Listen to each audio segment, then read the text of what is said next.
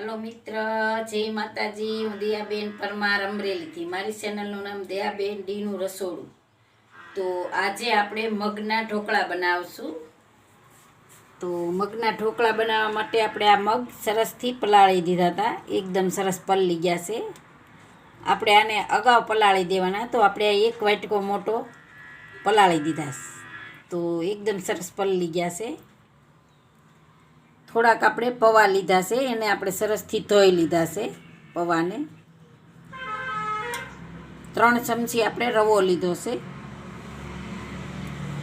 વઘારવા માટે આપણે તલ લીધા છે 1 ચમચી, અડધી ચમચી રાઈ લીધી છે, અને મીઠો લીમડો લીધો છે આપણે થોડો, અને એક આપણે ઈનો લીધો છે, થોડીક આપણે હિંગ લીધી છે, 2 મરચાં સુધારી લીધા છે, અને આદુનો ટુકડો એક આપણે લઈ લીધો છે, અને આપણે આ ધાણા લીધા છે, તેલ લીધું છે આપણે, અને 1 લીંબુ લીધું છે આપણે, સ્વાદ પ્રમાણે આપણે મીઠું લીધું છે, અને આપણે દહીં લીધું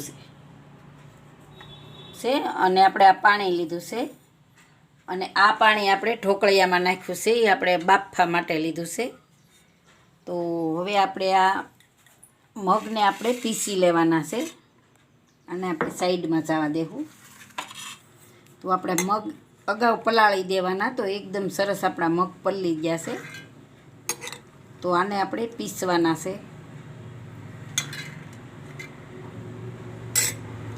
તો આમાં આપણે મરચાં નાખી દેવું,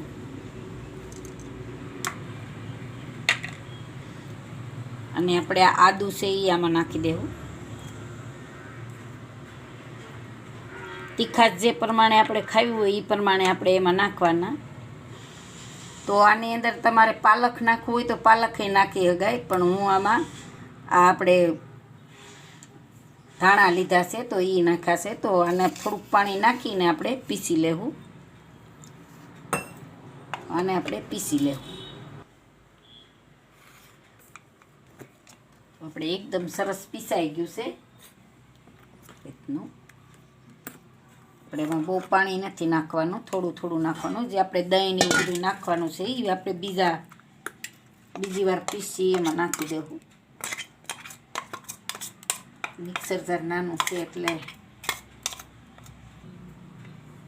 તો હવે આપણે મગ નાખશું આમાં।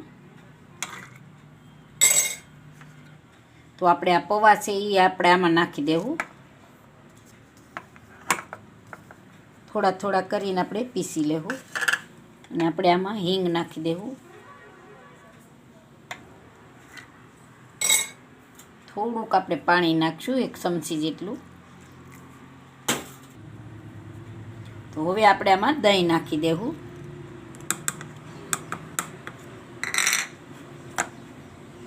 તો આપણે આને કાઢી લેવું। આ આપણે પીસાઈ ગયું છે એકદમ સરસ, તો આને આપણે આમાં કાઢી લેવું।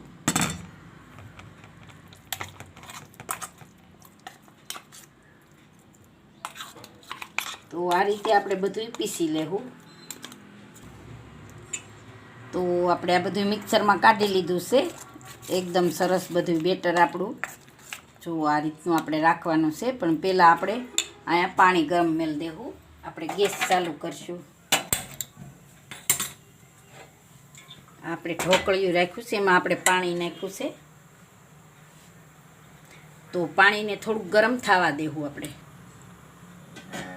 તો આપણે આ જાળી આમાં રાખી દેવું અંદર, અને ઉપર આપણે વાટક્યું રાખવાની। તો આપણે આ વાટક્યુંને છે તેલવાળી કરી લેવાની આ રીતે। તો આ રીતે આપણે વાટક્યુંમાં તેલ લગાવી લેવું। તો આપણે આ વાટક્યું તેલવાળી બધી થઈ ગઈ, તો આપણે આમાં રવો નાખી દેવું, અને એને મિક્સ કરી દેવું।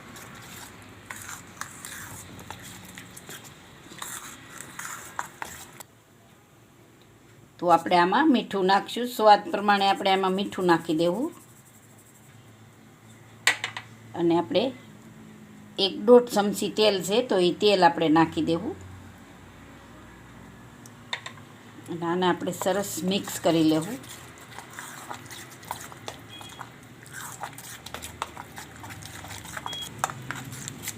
તો આપણે આને 5 મિનિટ જેવું આને આ રીતે આપણે એક સાઈડ આમ ફેંકવાનું છે, એટલે એકદમ સરસ હવા ભરાઈ જાય આમાં. તો આપણે હજી ઈનું નાખવાનું છે, એ ફેંકશું. 5 મિનિટ અગાઉ ફેંકી લઈએ આને. તો હવે આપણે આમાં ઈનો નાખી દેવું અને ઉપર આપણે આ લીંબુનો રસ નાખી દેવું.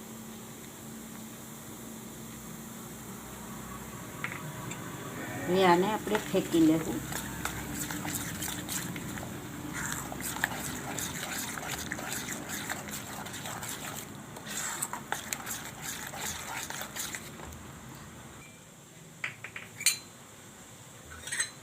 તો હવે આપણે આ વાટક્યું ભરવાની છે. તો આ રીતે આપણે વાટક્યું ભરી લેવું. તો આ રીતે આપણે અડધી અડધી ભરવાની છે અને આમાં આપણે ડાયરેક્ટ મેકી દેવું. પાણી આપણે ગરમ થઈ ગયું છે, તો બધી વાટક્યું એ રીતે આપણે ભરી લેવું. તો એક આપણે આ ડીશમાં રાખી દેવું, એમાંય આપણે તેલ લગાવી લેવું.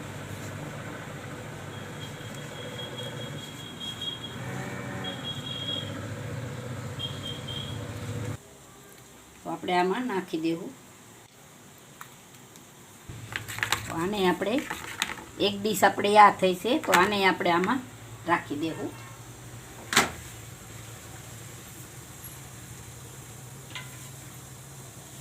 અને આપણે આ ઢાંકી અને આપણે આને રહેવા દેવું. તો આપણે આને 10 મિનિટ જેવું આપણે આને થાય, તો 10 મિનિટ આપણે આને રહેવા દેવું. તો હવે આપણે આ જોઈ લેવું.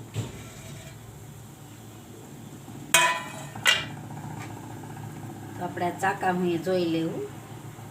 તો એકદમ સરસ સડી ગયા છે આપણે. જો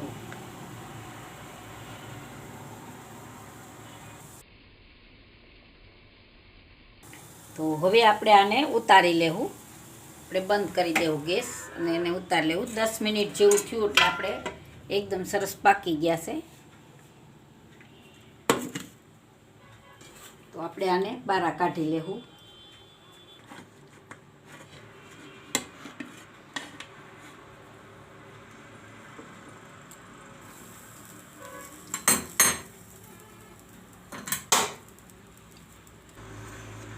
તો આપણે આ ઉપર ઓલી થાળી રાખી હતી એટલે ઉપર આમાં જરી જરી બેસી ગયું છે. તો આપણે આને બધું કાઢી લેવું બારે. તો હવે આપણે આ ઠરી ગયા છે, તો આપણે એને કાઢી લેવું. જો એકદમ સરસ ઠરવા દેવા પડે આપણે આને, પછી જ આને કઢાય. તો આ રીતે આ છોડ થોડા જુદા પડી ગયા છે આમાં. તો આ રીતે આપણે ચાકુ ફેરવી અને આ રીતે આપણે આને ઊંધા વાળી દેવું. જો આ રીતે આપણે બધાય કાઢી લેવું. તો આપણે આ બધાય કાઢી લીધા છે. એકદમ મસ્ત બની ગયા છે. જો એકદમ પોસા અને આમ સરસ બન્યા છે, જાળીદાર એકદમ. તો હવે આપણે આનો વઘાર કરી લઈશું.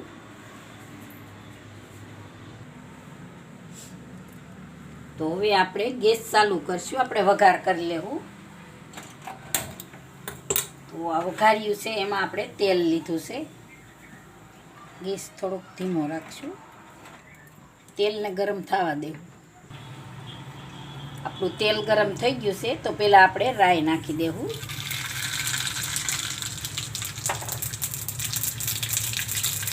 અને મરચાં અને આપણે લીમડો નાખી દેવું. ગેસ આપણે બંધ કરી દેવું અને આપણે આ તલ નાખી દેવું.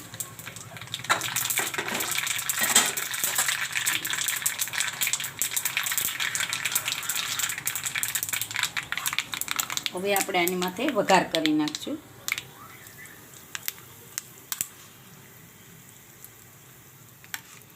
તો આપણે આમાં બધાયમાં વઘાર કરી નાખશું. તો આની માથે આપણે વઘાર કરી નાખશું.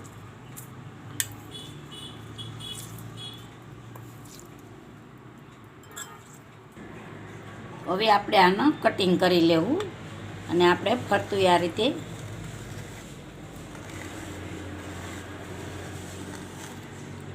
પછી આપણે આના જે રીતે પીસ પાડવા હોય એ રીતે આપણે પાડી લેવાના.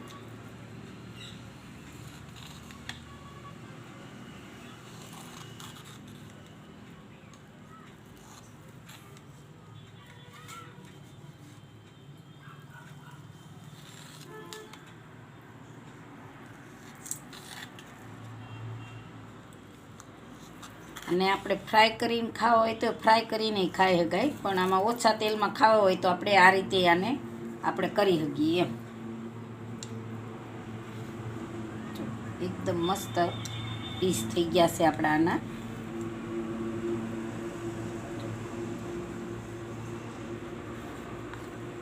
ઠરી જાય એટલે એકદમ સરસ નીકળી જાય પીસ બધાય. તો આ રીતે આપણે બધાય પીસ કાઢી લેવું આના.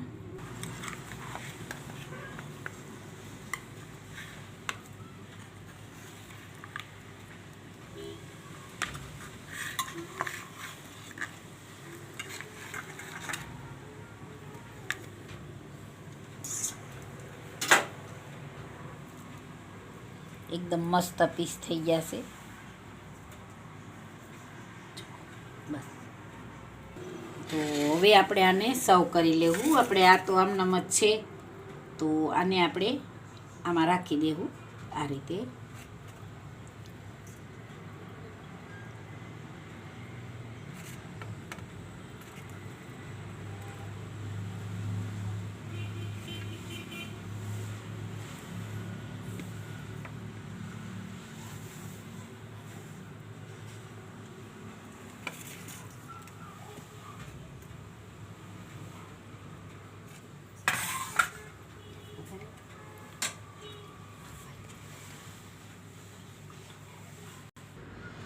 તો આપણે એટલામાંથી એટલા બન્યા છે. જો એક વાટકો મોટો વાટકો મગ હતા અને આપણે થોડાક પૌવા લીધા હતા અને 2-3 ચમચી રવો લીધો હતો. તો આપણે એટલા બન્યા છે. તો તૈયાર છે આપણા મગના ઢોકળા. જો મારી રેસીપી પસંદ આવે તો લાઈક કરજો, શેર કરજો ને સબસ્ક્રાઈબ કરજો. બેલ આઇકન જરૂર દબાવજો. કોમેન્ટ કરીને કહેજો કે તમને કેવા લાગ્યા મગના ઢોકળા.